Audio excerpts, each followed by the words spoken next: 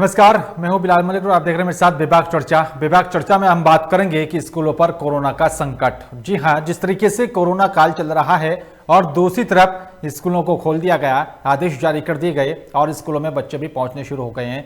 अब सवाल ये उठता है कि कोरोना काल चल रहा है और इसी पूरे कोरोना काल के बाद अब बच्चों की सुरक्षा व्यवस्था को लेकर जो कोरोना गाइडलाइन जारी की गई है प्रशासन की तरफ से, उसको किस तरह से लिया जा रहा है और जो स्कूल हैं, स्कूल प्रबंधक किस तरीके से कदम उठा रहा है, क्योंकि बड़ी चुनौती है। कुछ दिन के बाद एक बार फिर से जो लगातार कुछ शहरों में, देश के कुछ राज्यों में कोरोना संक्रमितों की संख्या में इजाफा हो रहा था, लेकिन आज 3 दिन के बाद ऐसा हुआ है कि कुछ आंकड़े कम हुए हैं, लेकिन डर है, डर का माहौल भी बना हुआ है। एक तरफ वैक्सीनेशन का काम चल रहा है और दूसरी तरफ अभी भी डर लगातार बना हुआ है। अभिभावकों की चिंता की जो है एक विषय भी है, क्योंकि लगातार एक डर जो है स्थिति बनी हुई है कि अगर बच्चे जाते हैं स्कूल तो वहां पर व्यवस्था क्या होगी, सुरक्षा के इंतजाम क्या कुछ होंगे, तरह तरह के सवाल हैं। और इन सवालों के साथ विस्तार से बातचीत करने के लिए मेरे साथ कुछ खास मेहमान जुड़ रहे हैं, उनसे भी आपका परिचय करा दें। मेरे साथ गौतम बुद्ध नगर पेरेंट्स वेलफेयर सोसाइटी के उपाध्यक्ष योगेश भगौर जुड़ रहे हैं। योगेश जी, आपका स्वागत है। और साथ ही मेरे साथ अध्यक्ष हैं ऑल नोएडा पेरेंट्स एसोसिएशन के यतेंद्र कसाना। यतेंद्र जी, आपका भी बहुत बहुत स्वागत है। योगेश भगौर जी, पहला सवाल मेरा आप ही से है। जिस तरीके से कोरोना काल चल रहा है, हालांकि सुरक्षा व्यवस्था के तमाम पुख्ता इंतजाम किए गए, लेकिन अभिभावकों में अभी भी एक डर का माहौल देखा जा रहा है।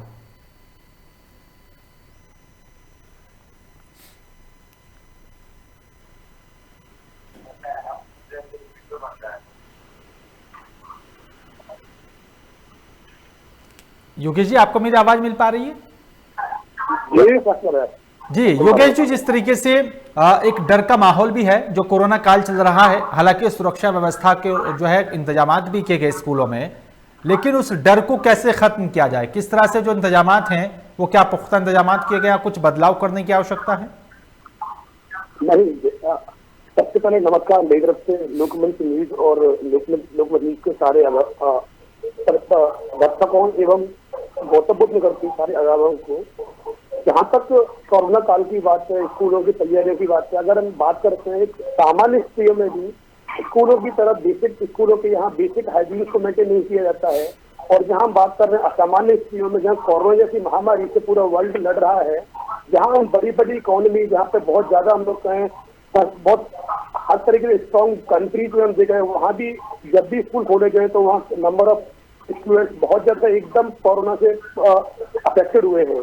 सेम में जहाँ इंडिया की बात करते हैं, जहाँ पे हम समझ सकते हैं कि हमारे स्कूलों में सामान्य स्थितियों में बेसिक हाइजीन सच्ची व्यवस्था नहीं है। और आज आपको मुझे नहीं लगता कि कोई भी स्कूल कोरोना की गाइडलाइंस को फॉलो कर पाएगा, क्योंकि जहां तक हम लोग कोरोना गाइडलाइंस की बात कर रहे हैं, मैंने खुद ने यहाँ कितने स्कूल को देखा, मेरे पास डेली कंप्लेंट्स आ रही है। साथ ही हम लोगों ने और गौतम बुद्ध नगर पेरेंट्स वेलफेयर सोसाइटी एवं अदर एसोसिएशन से कई सारी सर्वे कराई हम लोगों ने, जहाँ पर सारे पेरेंट्स का कहना यही है कि अभी हमारे स्कूल में बच्चों को भेजने के लिए हम बिल्कुल तैयार नहीं है और ना ही हम लोग किसी प्रकार की रिस्क लेना चाहते हैं, क्योंकि ये सबको मालूम है कि यहाँ हमारे पास में अभी बच्चों के साथ में एक्सपेरिमेंट करना एक बहुत बड़ा रिस्की गेम हो सकता है। तो छोटे बच्चों के लिए तो बिल्कुल भी पॉसिबल नहीं होगा। तो हम तो यही कहना चाहेंगे शासन प्रशासन एवं स्कूल प्रबंधन से कि जब तक पॉसिबल है क्लासेस ऑफलाइन न करके ऑनलाइन रखी जाए। ऑफलाइन का तो अभी फिलहाल कोई मतलब ही नहीं बनता है जब तक के पूरी कंट्री के most of the people vaccinated नहीं हो लेते हैं या कोरोना का डर एकदम खत्म नहीं हो जाता है।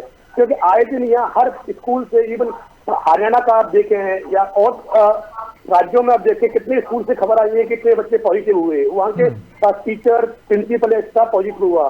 तो जहाँ पर अगर अभी तक इतना बड़ा खतरा बना हुआ है, खतरा चला नहीं है किसी तरीके से, तो अभी मुझे नहीं लगता कि मतलब स्कूलों में अभी हम लोगों को बच्चों को ऑफलाइन भेजना चाहिए। बिल्कुल सोचना चाहिए, विचार भी करना चाहिए प्रशासन को भी, और क्योंकि छोटे बच्चे हैं, मासूम हैं, और किस तरह से जो व्यवस्था की जा रही है वो क्या उसमें वाकई में बदलाव होना चाहिए। यतेंद्र कसाना जी, आप कैसे देखते हैं?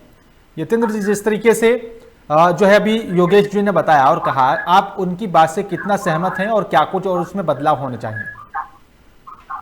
देखिए, ऐसा है कि स्कूल को खोलने में मुझे ऐसा लगता है कि सरकार ने बहुत तेजी और बहुत जल्दी दिखाई जी। और सरकार की तरफ से ऐसा लग रहा था कि बच्चों की सुरक्षा से ज्यादा और जो स्कूल है उनको खोलना ज्यादा जरूरी था, ऐसा लगा। जो पीछे ये आदेश हुए हैं उनको देखते हुए मैं योगेश जी की बात से सहमत हूँ कि अभी स्कूल को नहीं खोलना चाहिए था। अभी लगभग कुछ न कुछ मैं समझता हूँ कि क्योंकि गर्मियों की छुट्टियां होने ही वाली हैं और अभी 2 महीने ऐसा समय था जहाँ स्कूल्स और पेरेंट्स और सरकार सभी इंतजार कर रहे थे और कर सकते थे आराम से, कि 2 महीने का समय ऐसा लग रहा था क्योंकि वैक्सीन आ चुका है, लग रहा है। और जब तक वो पूरे देश में वैक्सीन और भी ज्यादा लोगों को लग जाता 2 महीने के समय में, तो कहीं ना कहीं प्रोटेक्शन हो जाती और कहीं ना कहीं ऐसा लग रहा था कि रोकथाम के जो इंतजाम है उनको भी थोड़ा सा और किया जा सकता था उस समय में। और बच्चों की पढ़ाई जब पूरे साल चली है ऑनलाइन, तो 2 महीने और चलाई जा सकती थी। मुझे कहीं ना कहीं ऐसा लगता है कि सरकार ने एक दबाव में, जो प्राइवेट स्कूल है उनके दबाव में आकर और जो वो स्कूल फीस मांगते रहे पूरे टाइम, उस फीस को जस्टिफाई करने के लिए स्कूल्स को लास्ट आखिरी समय पर खोला गया, ताकि वो ये कह सकें कि लोग, क्योंकि बहुत सारे पेरेंट्स ये मांग करते रहे कि भाई हमारे बच्चे तो थोड़े टाइम के लिए आते हैं ऑनलाइन, स्कूल नहीं गए, ये नहीं गया, तो फीस में कुछ रियायत दे दी जाए। तो स्कूल उस फीस में रियायत को देने को तैयार नहीं थे। तो मुझे ऐसा लगता है कि उसको जायज ठहराने के लिए, उस फीस को जायज ठहराने के लिए स्कूल्स को खोलने में सरकार ने तेजी दिखाई है। बिल्कुल, तो सरकारों को भी सोचना चाहिए। योगेश जी, आपको क्या लगता है, सरकार को क्या और विचार करना चाहिए था? क्योंकि बच्चों का भविष्य और बच्चों की जान का जो है सवाल है। कोरोना अभी खत्म नहीं हुआ, आंकड़ा भी बढ़ रहा है कुछ शहरों में। सर, जो अभी नितिन जी ने एक पॉइंट रखा कि कहीं ना कहीं भारत, यूपी सरकार या भारत सरकार और स्कूलों की मिली भगत, ये जो बात है मैं इसको एकदम सही कहना चाहूंगा कि कहीं ना कहीं देखा जाए तो पिछले 1 साल के अंदर हमारी सरकार और स्कूलों की बहुत बड़ी मिली भगत पाई गई है। किसी भी पॉइंट पर अगर हम देखते हैं, और ये एकदम सच है कि शायद स्कूलों को खोलना भी कहीं ना कहीं सरकार और स्कूलों की मिली भगत है। क्योंकि आज यतेंद्र जी हुए, हम लोग हुए, और गौतम बुद्ध नगर एवं पूरे इंडिया से अगर हम बात करते हैं, हर जगह से अभिभावकों की आवाज उठ रही है कि फीस में माफी की जाए, जो कोरोना काल है यहाँ फीस में से रियायत की जाए, क्योंकि जो हम सर्विस एक्सपेक्ट कर रहे हैं स्कूल से वो हमें नहीं मिल रही है, तो चार्जेस क्यों दें। केवल इसी पॉइंट को, और जहां तक बात, और साथ ही हमारे जो यूपी के शिक्षा मंत्री मिस्टर दिनेश शर्मा जी हैं, उनके द्वारा भी एक मीडिया बयान में बोला गया कि हम स्कूलों का अहित नहीं होने देंगे। इसका मतलब सीधा फंडा है कि हमारे शिक्षा मंत्री है, हमारा जो प्रशासन है, शासन है, सब कहीं न कहीं स्कूल से मिले हुए हैं, और स्कूलों से मिले होने के कारण ही स्कूलों को खोलने की जल्दबाजी की जा रही है, जिससे कि पेरेंट्स पे प्रेशर बनाया जा सके कि आप बच्चों को भेजें, और जब बच्चों को भेजें तो कहीं न कहीं फीस को लेकर ही प्रेशर बनाया जाए। आज भी कहीं न कहीं यही हो रहा है कि आए दिन किसी स्कूल से बच्चे बाहर किए जा रहे हैं एग्जामिनेशन के लिए, क्लासेस के लिए। तो गवर्नमेंट को कहीं न कहीं जहां तक फीस के मुद्दे थे या सर्विस के मुद्दे थे, उन पर काम करना चाहिए। अभी भी उन पर काम न करके स्कूलों से मिली भगत रखते हुए पेरेंट्स का प्रेशर बनाया गया कि बस बच्चों को भेजिए। चाहे हमारे बच्चे छोटे छोटे नौनिहाल, जो अगर हम बात करते हैं छोटे बच्चे की, जो बच्चा हमारा 5 साल का 6 साल का बच्चा है, वो जनरल अपने घर में, अगर आपकी और हमारी भी शायद बात नहीं सुन पाता, ध्यान नहीं कर पाता, तो स्कूल में 4 या 5 या 6 घंटे जाके कैसे बेसिक हाइजीन को मेंटेन करेगा, कैसे बच्चा हमारा मास्क को बियर कर पाएगा, कैसे सैनिटाइजेशन को प्रॉपर यूज कर पाएगा।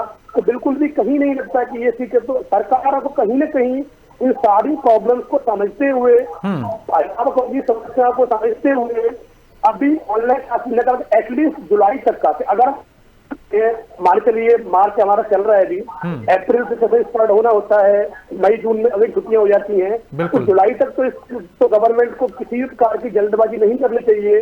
जुलाई तक तो बिल्कुल ऑनलाइन क्लासेस ही करानी चाहिए, ऑनलाइन ही एक ऑप्शन है। और साथ ही साथ जो 1 साल से हम देख रहे हैं कि हमारे बच्चों को सर्विस नहीं मिली है, हमारे बच्चों की कोई क्लासेस नहीं हुई है, पढ़ाई नहीं हुई है किसी बच्चे को, तो फीस वगैरह में भी जो भी एक वाजिब फीसें हैं ऑनलाइन क्लासेस के हिसाब से, उस पर भी बात करनी चाहिए, उस पर भी कुछ पेरेंट्स को रियायत देते हुए, क्योंकि इस कोरोना काल में सारे अभिभावक की आमदनी भी कहीं ना कहीं इफेक्टेड हुई है। तो गवर्नमेंट को फीस के मुद्दे हुए, बेसिक हाइजीन के मुद्दे हुए, स्कूल से ऑनलाइन क्लासेस के मुद्दे, इन सारे पॉइंट पे डिस्कशन और करके शायद और काम करना चाहिए, और इन सारी चीजों को मेंटेन करते हुए ही जुलाई के बाद क्लासेस को कंटिन्यू करने के लिए कुछ सोचना चाहिए। बिल्कुल। जुलाई में भी अगेन वही कहूँगा, उस टाइम में भी उस टाइम की परिस्थितियां क्या होती हैं, कोरोना की परिस्थितियां देखते हुए एवं अभिभावकों से सर्वे करा के अभिभावकों का कंसेंट लेते हुए अगर अभिभावक तैयार है हमारे, तो वहीं पे ऑफलाइन क्लासेस की जाए। अदरवाइज किसी भी अभिभावक को या किसी हमारे नौने वालों को प्रेशराइज नहीं किया जाए कि हमारी क्लासेस ऑफलाइन होंगी ही होंगी। बिल्कुल है। तो कहीं ना कहीं है जो है सोचना और समझना तो होगा। यतेंद्र कसाना जी, आप ठीक है, चलो जिस तरीके से स्कूलों को खोलने के आदेश जारी कर दिए गए, लेकिन उसके लिए स्कूल कितने तैयार हैं, वहां पर सुरक्षा व्यवस्था कोरोना की गाइडलाइन के आधार पर है या नहीं, उसको आप कैसे देखते हैं? देखिए, मैं जितना समझ पा रहा हूँ, अभी किसी स्कूल्स में बहुत कम पेरेंट्स हैं जिन्होंने अपने बच्चों को भेजना शुरू किया है, क्योंकि जैसा इन्होंने योगेश जी ने बताया और हम लोग भी पहले से सर्वे करते रहे और सारे ग्रुप्स में हम लोग पूछते रहे ऑनलाइन लोगों से कि कितने लोग बच्चों को स्कूल भेजना चाहते हैं, तो उसमें मैं समझता हूँ लगभग 95% पेरेंट्स ने कहा कि हम बच्चों को नहीं भेजेंगे और ना ही भेजना चाहिए। तो अभी भी जो हालात स्कूलों में हैं, जैसा कि मुझे दिखाई देता है कि जिस देश में स्कूलों में बच्चों में, आप सिर्फ शहर की बात ना करें, जहां स्कूलों में बैठने के लिए बच्चों पे कुर्सियां नहीं है, टेबल नहीं है और जमीन में बच्चे मैट पे बैठकर पढ़ाई करते हैं, आज भी देश के बहुत सारे भाग में ऐसे स्कूल्स हैं, तो वहाँ जो मिनिमम सुविधाएं वो भी नहीं है। आप देखिए, चाहे वो ब्लैक बोर्ड की बात हो या कुर्सी की बात हो, टेबल की बात हो, जो मिनिमम सुविधाएं पीने के पानी जैसी वो भी और शौचालय जैसी वो भी उपलब्ध नहीं है स्कूलों में। तो वहाँ हम कहें कि साथ सैनिटाइजेशन की सुविधा होगी स्कूल में, तो मुझे ऐसा लगता है वो सब एक दिखावा है, प्रपंच है और सरकार के ये सब जुमले हैं और ये बड़ी बड़ी बातें हैं जो सरकारी लोग और सरकार दफ्तरों में बैठकर करते हैं कि साहब हम ये कर रहे हैं, हमने वो कर दिया है। बड़े से बड़ा स्कूल भी इतने छोटे बच्चों पे किस तरह कंट्रोल रख पाएगा, कैसे बच्चों को वो रोकेंगे कि वो एक दूसरे के साथ ना बैठे, कैसे ये रोकेंगे कि वो मिल बैठकर खाना साथ में ना खाएं, पानी जहाँ पे पी रहे हैं, जिस पानी के कूलर या टंकी की वो इस्तेमाल कर रहे हैं, वहाँ पर सारे बच्चों के हाथ एक साथ ना लगे हों, क्या हर बच्चे को पानी पिलाने के बाद क्या कूलर को सैनिटाइजेशन किया जा सकता है, वाटर कूलर को। तो ये तमाम तरह की चीजें जो साफ पता चलती हैं कि ये पॉसिबल नहीं है बच्चों में सोशल डिस्टेंसिंग को मेंटेन कराना। पढ़े लिखे लोग और उम्रदराज लोग जो कि वयस्क हैं, समझदार है, वो ही आज की तारीख में ना तो मास्क लगा रहे हैं, ना कहीं उचित दूरी का प्रयोग कर रहे हैं। तो छोटे छोटे बच्चे जिन्हें बहुत समझ नहीं होती है, ना समझ होते हैं, उनको आप किस तरह से रोक पाएंगे एक दूसरे के पास जाने से या एक दूसरे के पास बैठने से, या आप कैसे एक टीचर 50 बच्चों पे कैसे मास्क देखेगी कि लगाया कि नहीं लगाया। तो ये कहीं ना कहीं मैं बार बार कह रहा हूँ कि बहुत जल्दबाजी है सरकार के द्वारा और सरकार बस ये दिखाना चाहती है कि सब कुछ नॉर्मल है, अर्थव्यवस्था पटरी पर है, सब काम चल रहे हैं, ये हो रहा है वो हो रहा है, और उस सबको बचाने के लिए दिखाने के लिए वो ये कहीं ना कहीं स्कूलों को खोलने में जल्दबाजी की है। आप देखिए कि मुंबई, महाराष्ट्र में और पूरे दक्षिण भारत में किस तेजी से कोरोना के केस बढ़ते जा रहे हैं और फिर से बहुत दिनों बाद 16,000 केस प्रतिदिन पे आ गया हिंदुस्तान, जहाँ पर ये केस घटकर 5,000 के अंदर हो गए थे। तो कहीं ना कहीं ऐसे हालात बनते जा रहे हैं कि कोरोना फिर से पैर पसार रहा है और छोटे बच्चों को इससे खतरा है निश्चित तौर पर। बिल्कुल। तो सरकार, स्कूल और सिस्टम सबको थोड़ी सावधानी बरतनी चाहिए, थोड़ा बच्चों के प्रति संवेदनशील होना चाहिए और थोड़ा और समय देना चाहिए ताकि ये कोरोना का जो डर है, जो कोरोना की परेशानी है, वो थोड़ा सा खत्म हो जाए। बिल्कुल। देखिए, जान है तो जहान है। बिल्कुल। बच्चे सुरक्षित रहेंगे, पेरेंट्स सुरक्षित रहेंगे तो एजुकेशन भी होगी। और ऐसा नहीं है कि ऑनलाइन एजुकेशन नहीं चल रही है, घर पर बैठकर सभी लोग अपने प्रयास से पैसा खर्च कर चुके हैं। बहुत सारे पेरेंट्स जिनके पास 2-2 मोबाइल नहीं थे, 3 मोबाइल नहीं थे, उन बेचारों ने कहीं से भी पैसे की व्यवस्था की, पैसा लिया, कर्ज पे लिया, उधार लिया, उन्होंने अपने बच्चों के लिए लैपटॉप खरीदे, मोबाइल खरीद चुके हैं। जब वो उसमें इन्वेस्ट कर ही चुके हैं तो उसका इस्तेमाल कुछ दिनों के लिए कर देना चाहिए। तो सरकार को थोड़ा और संयम रखना चाहिए था ये आदेश देने से पहले। बिल्कुल, सोचना और समझना भी चाहिए था। निवेदन जो है सब कुछ है कि थोड़े टाइम के लिए अभी और सरकार इस पे ध्यान दे, थोड़ा और अभी फोर्स ना करे कि भाई बच्चे को स्कूल भेजना ही, क्योंकि स्कूल्स ने फोर्स करना शुरू कर दिया है। नोएडा के कई बड़े नामचीन स्कूलों ने पेरेंट्स को भेजना शुरू किया कि हम ऑफलाइन स्कूल सब लोगों की बंद कर रहे हैं, भेजना ही होगा, बच्चा मैंडेटरी है। तो इन सब चीजों पे रोक लगे जिससे कि बच्चों को थोड़ा सुरक्षित रखा जा सके। बिल्कुल बिल्कुल सही, बिल्कुल जो है समझना होगा स्कूल प्रशासन को भी और साथ ही सरकारों को भी देखना होगा। योगेश जी, लेकिन बड़ा सवाल अहम ये भी है कि जिस तरीके से सरकार ने जो कदम उठाया, क्यों नहीं पहले स्कूलों की हकीकत से जो है मुखातिब होते, वहां पर व्यवस्था को देखा और जांच और परखा जाता और उसके बाद ही कोई इस तरह से आदेश जारी किया जाता, स्कूलों को खोल दिया जाता। क्योंकि छोटे बच्चे हैं, मासूम हैं, उनको कैसे समझाया जाए, कैसे वो वहां पर कोरोना की गाइडलाइन का पालन करेंगे, ये भी एक बड़ा अहम सवाल है। इस पॉइंट पर बच्चे तो बहुत दूर हैं। अगर हम बात करते हैं यहाँ स्कूल की, हर स्कूल के अंदर टीचिंग स्टाफ के अलावा टीचिंग स्टाफ के अलावा हमारा हाउसकीपिंग स्टाफ भी है, वहाँ गार्ड्स भी है, बस के ड्राइवर कंडक्टर भी है। अगर उनकी बात करें तो मुझे तो ये भी डाउट है कि हमारा टीचर्स के अलावा बाकी स्टाफ खुद हाइजीन मेंटेन कर पाएगा। तो क्या स्कूल के बाकी स्टाफ को प्रॉपर ट्रेनिंग दी गई है कैसे इन्हें हाइजीन मेंटेन करना है? और इसके अलावा सबसे बड़ा इंपॉर्टेंट पॉइंट अगर हम बात करते हैं तो अगर कुछ न हो, सरकार को ये करना चाहिए कि स्कूल का जितना भी स्टाफ है, चाहे वो टीचिंग स्टाफ हो, प्रिंसिपल हो, हाउसकीपिंग स्टाफ हो, हर स्टाफ को पहले वैक्सीनेट किया जाए। अगर सबको वैक्सीन लगाती जाती है तो कि हाँ कि हमारा 100% स्टाफ वैक्सीनेटेड है, तो उसके अलावा स्कूल के सारे स्टाफ को प्रॉपर हाइजीन के लिए ट्रेनिंग अटेंड कराई गई है कि हाँ हम ट्रेनिंग स्टाफ के अलावा बाकी जो स्टाफ है उन्हें कैसे हाइजीन मेंटेन करना है। इन सारी चीजों के साथ एक अहम रोल रहेगा। अगर हम स्कूल खोलने की बात अभी नहीं, अगर हम जुलाई नहीं बात करते, जुलाई के टाइम से पहले भी गवर्नमेंट को ये अश्योर कर लेना चाहिए कि क्या स्कूल का 100% स्टाफ वैक्सीनेट हो चुका है, नहीं हो चुका है, क्या स्कूल के अंदर हाइजीन को मेंटेन किया जा रहा है या नहीं किया जा रहा है, क्या सारा स्टाफ को ट्रेन किया गया है कि कैसे हाइजीन मेंटेन करना है। क्योंकि अगर हम बात करते हैं केवल ट्रेनिंग स्टाफ, टीचिंग स्टाफ ही समझदार है, वही शायद हाइजीन मेंटेन कर सकते हैं, लेकिन जो नॉन टीचिंग स्टाफ है वहाँ तो अभी भी वही समस्या है कि वहाँ लोकल बंदे, अगर कई स्कूल बात करते हैं यहाँ एक विलेज से या लोकल बंदे होंगे, तो बस जहाँ तक है मुझे डाउट है कि शायद वो उस लेवल का हाइजीन मेंटेन कर पाए जो हम अपने बच्चों के साथ एक्सेप्ट करेंगे। बिल्कुल सोचना और समझना होगा और तभी जाकर जो है सुरक्षा व्यवस्था को लेकर भी वहां पर जांच परख करनी होगी। यतेंद्र जी, जिस तरीके से जो आदेश जारी किया गया था जो है स्कूलों को खोलने का, लेकिन वहां पर जो व्यवस्था है वो सुचारू रूप से चल रही है या नहीं चल रही है, क्या कुछ इंतजामात वहां पर किए गए, ये ऐसा डर अभिभावकों के दिल में बना हुआ है। इस डर को कैसे दूर किया जाए, क्या कदम उठाया जाए स्कूलों की तरफ से और सरकार की तरफ से?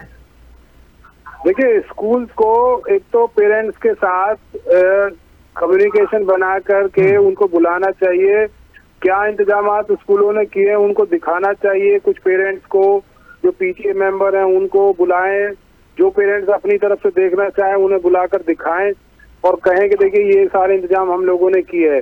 योगेश जी की भी एक अच्छी बात थी जो इन्होंने कहा कि भाई जो वैक्सीनेट किया जाए सारे स्टाफ को, टीचर्स को, क्योंकि वो सबसे ज्यादा है, उनको इन्फेक्टेड होने का खतरा होगा और उनसे बच्चों को भी होगा। तो क्योंकि उनको उस तरह से वैक्सीनेशन करा दिया जाएगा तब भी खतरे का चांस कुछ कम हो जाएगा। दूसरा एक बड़ी समस्या और आने वाली है, अभी जब स्कूल बस को शुरू कर दिया जाएगा और ट्रांसपोर्ट शुरू हो जाएगा, आज भी तो ट्रांसपोर्ट नहीं है और पेरेंट्स को खुद ही बच्चों को फोर्स किया जा रहा है कि वो बच्चों को छोड़ के आए स्कूल से और लेकर भी आए। और कुछ समय बाद जब बसों को शुरू कर देंगे तो बसों को किस तरह से सैनिटाइज किया जाए, बसों में बच्चों को बैठने की व्यवस्था कैसी रहे, ये बहुत सारी चीजें जो पेरेंट्स के साथ स्कूल्स को मिलकर देखनी होंगी और ये समझना होगा कि पेरेंट्स के विश्वास को कहीं ना कहीं जीतना होगा। विश्वास के साथ साथ भरोसा दिलाना होगा कि वो जो स्कूल में बच्चों को भेज रहे हैं वो बच्चे उसमें सुरक्षित हैं पूरी तरह से। बिल्कुल इस तरह के इंतजाम स्कूलों को करने चाहिए अपनी तरफ से। बिल्कुल योगेश जी, अगर वाकई में कदम कदम पर चुनौतियां हैं, कदम कदम पर परेशानी और दिक्कतें हैं, फिर हकीकत से अनजान क्यों है स्कूल प्रशासन और सरकार और जो हमारे प्रशासनिक अधिकारी हैं? जहां तक हकीकत से अनजान की बात है, ऐसा नहीं है कि हकीकत से अनजान है। हकीकत से अनजान न सरकारें हैं न स्कूल प्रबंधन है, हकीकत से अनजान कोई नहीं है। लेकिन यहाँ जैसे मैंने आपको एक पॉइंट बताया कि केवल फीस, पेरेंट्स पे फीस के लिए प्रेशर बनाने के संबंध में की वजह से ये सारे काम हो रहे हैं। अदरवाइज स्कूल भी ये समझ रहा है, स्कूल को भी मालूम है, इवन स्कूल में जो पेरेंट्स को कंसेंट फॉर्म भेजे हैं, अगर बात करते हैं पिछले कुछ टाइम में कोई स्कूलों में देखा गया कंसेंट फॉर्म भेजे गए और जहाँ लिखा हुआ है कि अगर बच्चे को कुछ होता है तो we are not responsible, school जिम्मेदार नहीं है, अभिभावक या पेरेंट्स जिम्मेदार हैं। तो अगर हम देखें कॉन्सेंट फॉर्म के अंदर ही स्कूल अपनी जिम्मेदारी से पल्ला झाड़ दे रहा है, तो आप बताइए कि वहाँ पेरेंट कैसे अपने बच्चों को भेजे। ऐसे आपको यही गौतम बुद्ध नगर के अंदर कई स्कूलों के जो कॉन्सेंट फॉर्म है वो मैं आपको अभी करा सकता हूँ, उनमें क्लियरली लिखा हुआ है कि स्कूल प्रबंधन किसी भी तरीके से जिम्मेदार नहीं है। अगर आपके बच्चे को कुछ होता है तो इन टाइम ऑफ कोरोना, तो आप बताइए कि इस तरीके से मतलब इस कॉन्सेंट फॉर्म को देखते हुए बड़ा क्लियर मैसेज आ रहा है कि हाँ, स्कूल या प्रबंधन या सरकार है, ऐसा नहीं है कि अनजान है, बिल्कुल जानती है, जानकार है, उन्हें मालूम है कि हम कितनी बड़ी रिस्क से में काम कर रहे हैं, बट उन्हें अभिभावकों पर प्रेशर बनाना है, उन्हें फीस लेनी है। उस चीजों की वजह से ये गवर्नमेंट और स्कूल प्रबंधन ये मशीनरी है पूरी मिल के अभिभावकों के ऊपर प्रेशर आ रही है। ये एग्जैक्ट आपने देखा है तो बिल्कुल हम लेकिन योगेश जी, जैसा आपने भी बताया कि स्कूल तो अपनी जिम्मेदारी से पल्ला ही झाड़ रहे हैं, फिर किसके बलबूते और किसके सहारे पर अपने बच्चों को अभिभावक स्कूलों में भेजेगा? बिल्कुल ऐसा एग्जैक्टली वही मैंने पॉइंट रखा है कि आपने बोला कि अनजान नहीं है, बिल्कुल बिल्कुल सारे चीजों से ये एकदम नॉलेज है, स्कूलों को जानकारियां हैं कि हम रिस्क है, इसी की वजह से कॉन्सेंट फॉर्म दिए जा रहे थे। ये केवल फीस वगैरह के प्रेशर का पूरा गेम है, बाकी तो शायद ऑनलाइन या ऑफलाइन का भी कोई प्लान है ही नहीं। और अभी भी अगर हम बात करें मार्च का पूरा टाइम होता है, हमारे एग्जाम का होता है, तो छोटे बच्चों के जैसे कि अगर हम बात करते हैं दिल्ली गवर्नमेंट की, दिल्ली गवर्नमेंट ने बोला कि नहीं 8वीं तक के बच्चों को डायरेक्ट अब प्रमोट करें विदाउट एनी एग्जामिनेशन। तो क्यों ना हम यूपी में या बाकी जो स्टेट है वहाँ क्यों ऐसे ऑर्डर पास नहीं होते? 8वीं तक के बच्चों के लिए तो एग्जाम की कहाँ जरूरत है? क्यों ना हम लोग बच्चों की ग्रेडिंग की जाए? आज तक हमारे पूरे बच्चे का काफी के पास आइडिया होता है, उसके बेस पर अप्रोच किया जाए। और ऐसा किया जाता है तो मतलब मार्च में जो प्रेशर बनाया जा रहा है कि ऑफलाइन आना है या सेक्टर को आना है, तो कहीं इस तरह की रिक्वायरमेंट थी ही नहीं, क्योंकि क्लासेस तो अगर हम बात करते हैं तो जनवरी के एंड में या फरवरी के फर्स्ट वीक में खत्म हो चुकी होती है। जो टाइम होता है केवल होता है एग्जामिनेशन का।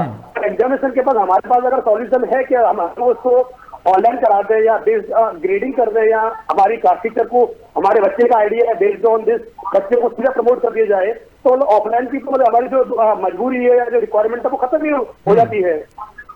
बिल्कुल यतेंद्र जी, जिस तरीके से इस पूरे कोरोना काल में स्कूल तो बंद रहे हैं और बच्चों की जो पढ़ाई थी वो ऑनलाइन तरीके से हुई है, लेकिन फिर भी फीस मांगी जा रही है स्कूलों की तरफ से, उसका बीच का रास्ता कैसे निकलेगा? देखिए, बीच का रास्ता तो तभी निकलेगा तब स्कूल और प्रबंधन जो है बच्चों के और उनके अभिभावकों के प्रति थोड़े संवेदनशील होंगे तभी, और ये समझने की जरूरत होगी और वो समझने की कोशिश करेंगे कि पेरेंट्स की सही में बहुत सारे लोगों को कोरोना काल में नौकरी चली गई, उनके उद्योग धंधे जो लोग बिजनेस में थे वो बंद हो गए, और बहुत सारे ऐसे लोग हैं मेरी जानकारी में जो सच में इतने परेशान थे कि उन्होंने, बहुत सारे लोगों ने तो अपने बच्चों के नाम कटवा के और घर पे बैठा लिए कि हम लोग फीस नहीं दे पाएंगे, क्योंकि फीस कोई हजारों में नहीं, आज तो साल भर की फीस लाखों में बैठती है। ऐसे स्कूल्स हैं, और नोएडा में तो ऐसे स्कूल हैं जिनकी महीनों की फीस भी लाख में हो जाती है। तो ऐसे स्कूल जो हैं, आप सोचिए कि उनको थोड़ा संवेदनशील होने की जरूरत है। कई सारे बड़े स्कूल्स के पास, मैं पहले भी कहता रहा हूँ, एक आपदा फंड जो ये कहते हैं कि पैंडेमिक के लिए जो रखा रहता है इमरजेंसी फंड, और इतनी बड़ी बड़ी एफडीआं हैं कि एक एक स्कूल के पास 100-100 करोड़ रुपए की एफडी रखी हुई है। तो वो कहते हैं साहब हमें स्टाफ को सैलरी देनी है। वो तो मैं तो ये कह रहा हूँ कि आप यदि फीस एक साल नहीं, एक महीना नहीं, आप कई सालों भी नहीं लेंगे, तब भी जो आपकी 100 करोड़ की एफडीआर रखी हुई है उसके ब्याज से ही आप लोग बहुत दिनों तक स्कूल चला सकते हैं।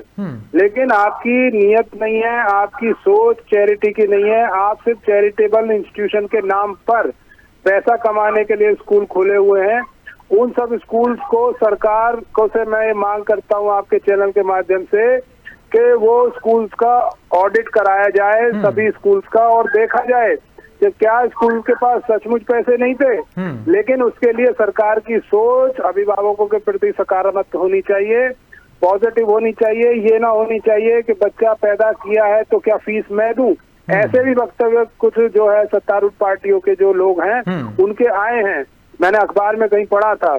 तो ऐसे चीजें जब होंगी सरकार की सोच में, सरकार के लोगों में, तो फिर अभिभावकों का कुछ भला होने वाला नहीं है। बिल्कुल। सोच ये होनी लेकिन चाहिए कि यतेंद्र लोग जी, परेशान एक हैं, और बड़ा उनको अहम कहीं सवाल ना कहीं है। थोड़ा रिलीफ देने की कोशिश की जाए। बिल्कुल यतेंद्र जी, एक और बड़ा अहम सवाल है, जिस तरीके से पूरे इस एजुकेशन को प्राइवेट स्कूलों ने अपना व्यवसाय बना लिया है, अपना उद्योग बना लिया है, क्यों नहीं सरकार जितने भी सरकारी स्कूल हैं उनमें कुछ ऐसी व्यवस्था करे ताकि बच्चा प्राइवेट जो है स्कूलों में ना भेजें और वही सुविधाएं, वही पढ़ाई, वही शिक्षा सरकारी जो है जितने भी स्कूल हैं वहां पर मिले, और जो मोटी रकम जो वसूली जाती है लोगों से फीस के नाम पर, उस पर यहाँ पर ब्रेक लगे।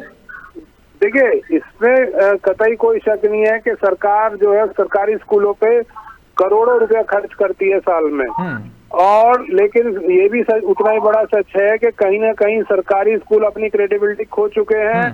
जो सरकारी स्कूल हैं, छोटे स्कूल हैं, उनमें बच्चे पढ़ाने से अभिभावक बचते हैं। यदि आप शहर में देखें, नोएडा जैसे शहर में, गाजियाबाद जैसे शहर में देखें, तो पब्लिक स्कूल लिखकर जो छोटे मोटे कुकर मुत्ते जैसे स्कूल खुल गए हैं, उन स्कूलों में भेजना पसंद करते हैं अभिभावक अपने बच्चों को, ना कि सरकारी स्कूलों में। जहाँ की सरकारी स्कूल के जो टीचर हैं वो ज्यादा टैलेंटेड हैं, ज्यादा क्वालिफाइड हैं, मैं ये भी मानता हूँ, और सरकार उनके उस स्कूल को चलाने पे इतना पैसा खर्च करती है। लेकिन कहीं ना कहीं सरकारी स्कूल अपना भरोसा खो चुके हैं। सरकार को प्रयास करना होगा, सरकार को लोगों का दिल जीतना होगा, उन्हें समझाना होगा कि जो स्कूल में आप बच्चे भेज रहे हैं उससे कहीं बेहतर शिक्षा हम दे रहे हैं, उससे बेहतर शिक्षा प्रणाली को हम लोग पालन कर रहे हैं। तो इस तरह की जब चीजें होंगी, और साथ में ये भी होगा कि कहीं ना कहीं बच्चों का जो है, देखिए दोनों चीजें हैं। आप यहाँ से जब शहर से थोड़े से भी दूर पे चले जाएंगे तो ऐसे स्कूल्स भी हैं सरकारी, उनकी छत टपक रही है, बच्चे बाहर पानी में बैठे हुए हैं, ऐसे भी अखबार में फोटो छपेगा, स्कूल में पानी भरा हुआ है, बच्चे खड़े हुए हैं। तो ये सब छोटी छोटी चीजें हैं, यदि इन पे सरकार एक तरफ ध्यान देना शुरू कर देगी, प्राइवेटाइजेशन की तरफ ना भागकर जो अपने सरकारी इंस्टीट्यूशंस हैं उन्हीं को सुधार लेंगी, तो ये एक बड़ा अहम वो हो जाएगा कि भाई बिल्कुल है, क्योंकि एक मैसेज भी जाएगा। लगातार जो है सरकार शिक्षा के नाम पर बड़े बड़े जो है बजट को आवंटित करती है, बड़ा बजट खर्च किया जाता है, लेकिन सरकारी स्कूलों की जो है हालत खस्ता है और हर कोई जो है प्राइवेट की तरफ को भागने को जो है आमादा होता है। शुक्रिया आप दोनों मेहमानों का, बहुत बहुत धन्यवाद, आपने अपना कीमती वक्त निकाला विस्तार से बातचीत करने के लिए, बहुत बहुत धन्यवाद सर आपका। लेकिन बड़ा अहम सवाल है कि इस पूरे कोरोना काल में स्कूलों को लेकर जो कदम उठाए जा रहे हैं और साथ ही जो कोरोना को लेकर के व्यवस्था की गई वो कितनी सुचारू रूप से है, जो डर है अभिभावकों के दिल में उसको कैसे दूर किया जाएगा ताकि अभिभावक अपने बच्चों को स्कूल भेजने में जो है आगे और कोरोना को लेकर जो डर है उसको खत्म किया जाए। फिलहाल मेरे साथ सिर्फ इतना ही, नमस्कार।